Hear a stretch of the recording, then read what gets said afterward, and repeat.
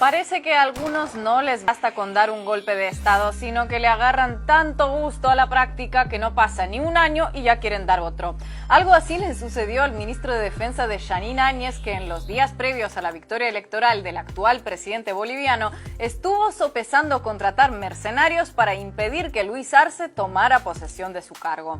Así lo revelan unas grabaciones que acaban de salir a la luz y que demuestran que la moda en América Latina de pagar a contratistas armados para que arreglen realidades políticas que disgustan al cliente, lejos de extinguirse, suma adeptos. ¿En qué consiste esta práctica? ¿Quién la ampara? ¿Y qué consecuencias puede tener? Se lo contamos en este video. Ahí les va.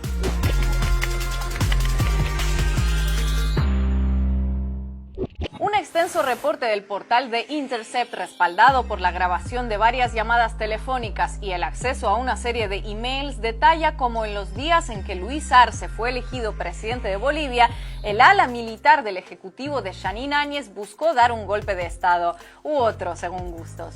El centro de la investigación está en una larga conversación telefónica entre el entonces ministro de Defensa, Luis Fernando López, y un contratista estadounidense llamado Joe Pereira. También interviene como traductor un sujeto apodado Cyber Rambo.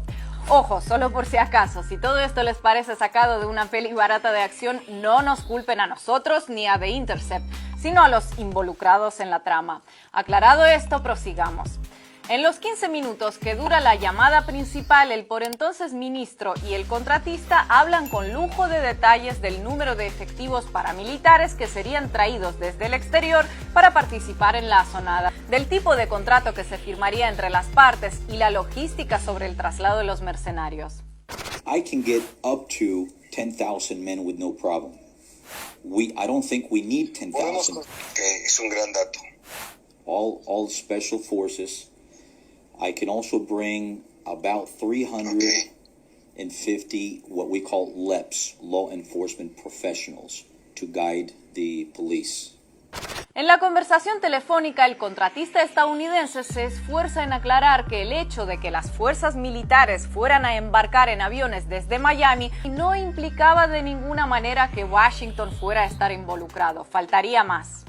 La manera en la que esto funciona, señor ministro, va a ser recoger a estas tropas de manera como si ellos fueran contratistas privados, bajo ninguna representación del Estado americano. Los vamos a poner en contratos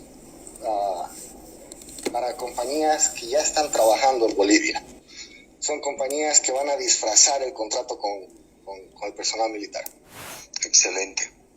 Sin embargo, cuesta bastante imaginar cómo una operación de semejante calibre y complejidad podría llevarse a cabo sin el visto bueno de las autoridades estadounidenses, al menos por omisión. ¿Aló? ¿Aduana Central? Mire, lo llamo de pista 3. Es que resulta que están preparando un embarque aquí y no sé, me huele algo raro. Para empezar, son varios aviones militares. Y piensan subir bastantes personas en ellos. Un montón. Siguen llegando buses cargados de gente. Sí, déjeme reviso la lista de pasajeros y le digo exactamente. Abbott, Peter, Adam, Steven, Allen, Chris, Anderson, Orlando, Andrews, James. No todos se apellidan empezando por A, pero es que la lista es en orden alfabético. Bueno, pero no se enoje, no leo más si no quiere. Y casi me olvido, en bodega están cargando armas. Buah, sí, de todo hemos visto: fusiles, cajas de munición, granadas, un lanzallamas. Sí, yo también hace rato que no veía ninguno. ¿Que a dónde van los aviones? No le dije, a Bolivia. ¿A luz verde entonces? Vale, no volveré a molestar por cosas menores. Entendido. El entonces titular de Defensa defendía la ejecución de su plan porque, a su criterio, al llegar al poder, Luis Arce supuestamente eliminaría las Fuerzas Armadas para sustituirlas por milicias cubanas y venezolanas. Un supuesto que se escucha en sectores opositores de Bolivia desde tiempos del primer gobierno de Evo Morales y que, por supuesto, nunca pasa de mero supuesto. En las llamadas, López afirma a sus interlocutores que entre el 95 y 98% de los oficiales estaban con él, excepto una minoría que se posicionaría con el caballo ganador porque ganó las elecciones. Vaya, qué grupito minoritario tan excéntrico, aceptar que el nuevo presidente era Luis Arce solo porque se impuso en la votación con más del 55%. Como bien saben, el levantamiento finalmente nunca tuvo lugar y el jefe de Estado electo asumió su cargo sin mayores inconvenientes, pocos días después de estas llamadas. ¿Qué pudo ocurrir entonces para que se frustrara el plan concebido por el ministro López y Joe Pereira con la mediación de Cyber Rambo? Desde luego no tuvo nada que ver ningún súbito despertar democrático de la conciencia en el que los conspiradores cayeron en cuenta de que el pueblo boliviano se había expresado en las urnas y había que respetarlo. Nada que ver.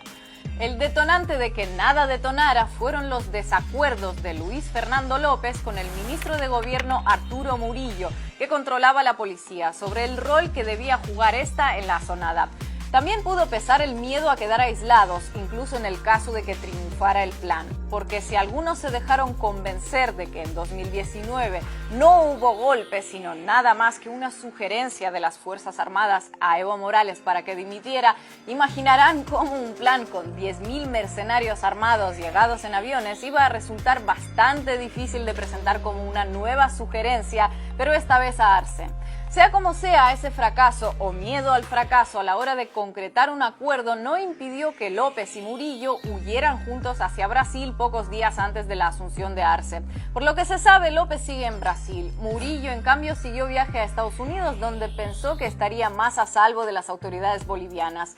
Y la estrategia le salió bien, pero solo a medias, porque las autoridades estadounidenses lo arrestaron por un escándalo de sobornos y lavado de dinero cuando importó gases lacrimógenos a Bolivia mientras era ministro de Áñez. Las vueltas que da la vida. Antes de terminar, dos apuntes sobre las conclusiones que pueden extraerse de estas revelaciones. Uno, y yo sé que con esto siempre nos ganamos todo tipo de epítetos mezclados con invitaciones a visitar Bolivia en un tono muy poco hospitalario, pero ¿qué podemos hacerle? Esta trama revelada vuelve a poner en entredicho que la llegada al poder de Jeanine Áñez en noviembre de 2019 fuera algo remotamente similar a una sucesión constitucional. No ya porque aquel famoso informe de la OEA tuviera menos rigor académico que un compilado de chistes de Jaimito, o porque la amplia victoria de Arce enterrara el discurso del pueblo boliviano cansado de la dictadura del MAS, temas que abordamos extensamente en pasados videos. Es que ahora, además, para proseguir por la senda argumentativa del no hubo golpe, resulta que hay que admitir como perfectamente compatibles dos hechos mutuamente excluyentes: que el grupo de demócratas convencidos que accedieron al gobierno por puro amor a la Constitución y las leyes es el mismo que cuando 12 meses después tuvo que entregar el poder se puso a llamar frenéticamente a la línea caliente del 0800 mercenarios. Admitan que es mucho pedir. Dos, y tal vez más importante, que esto podría ser indicio de una nueva tendencia regional, ya que el frustrado intento de desembarco de mercenarios armados en Venezuela dejaría de ser un suceso aislado en el presente siglo. Si recuerdan, en mayo de 2020, un grupo de hombres armados entró ilegalmente en Venezuela con el objetivo de iniciar una insurrección armada en el país. La intentona fracasó y la gran mayoría de sus integrantes terminó preso o muerto al enfrentar a los militares venezolanos. Aunque como en todo fracaso que se precie, nadie quiso admitir tener algo que ver con él, también surgieron audios que comprometían directamente a líderes de la oposición venezolana. El parecido entre aquella operación Gedeón en Venezuela y el frustrado plan ahora revelado en Bolivia sobresale hasta en las llamadas. Para el momento en el que los 130 aterricen en Miami, los contratos van a estar escritos y firmados. I think we're ready to sign. You have the contract in your hands, yeah. And the thing that we have to do is sign. We can absolutely do this with no problem. And I think that we'll be ready to start the whole thing. Es lo que va a permitir que realmente Bolivia se levante nuevamente y no permita el gobierno de Arce. Esa es la realidad. We will do the right thing for our country, and we are in a very hard humanitarian crisis, and we have to resolve this situation. Ya saben que en Ahí Les Va en ocasiones abordamos los temas noticiosos en tono sarcástico, pero no porque nos parezca que sean asunto de broma o no deban tomarse en serio. Y este caso no es la excepción, porque el hecho de que hasta ahora estas intentonas de contratar mercenarios para cambiar situaciones políticas en América Latina hayan llegado a poco o nada no es motivo para quitarles importancia, al contrario. De hecho, muchos de quienes las desdeñan como delirios a cargo de individuos que actuaban por su cuenta serían de los primeros en anotarse para la foto si los delirios de lobos solitarios se hubieran hecho realidad. Y el hecho de que de momento estas aventuras hayan fracasado estrepitosamente no las hace menos peligrosas, sobre todo si tenemos en cuenta que por lo visto para algunos siguen siendo muy tentadoras.